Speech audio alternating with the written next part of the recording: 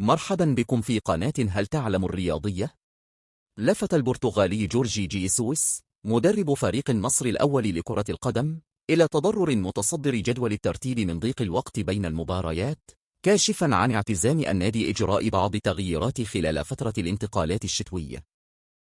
وخلال مؤتمر صحفي بعد الخسارة من الأهلي ضمن الجولة 13 من دوري روشن السعودي، صرح البرتغالي: لعب مباراة كل 3 أيام أثر علينا، المباراة المقبلة بعد 5 أيام، لذلك لدينا فرصة للاستشفاء، ولا توجد لدينا إصابات ما عدا كومان الذي عانى من إجهاد بسيط.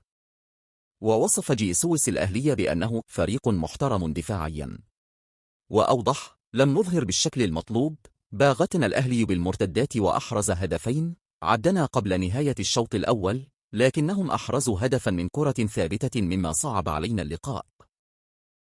وشدد: يجب أن نجهز لاعبين للمواجهات المقبلة، لدينا ضغط مباريات كبير، والآن أصبحت 4 فرق تنافسك على الصدارة وهذا أمر صعب، عند الفوز تكون الأمور أسهل بكثير من الخسارة، التي يكون العمل عند وقوعها صعبا للغاية، لكن علينا مواصلة العمل.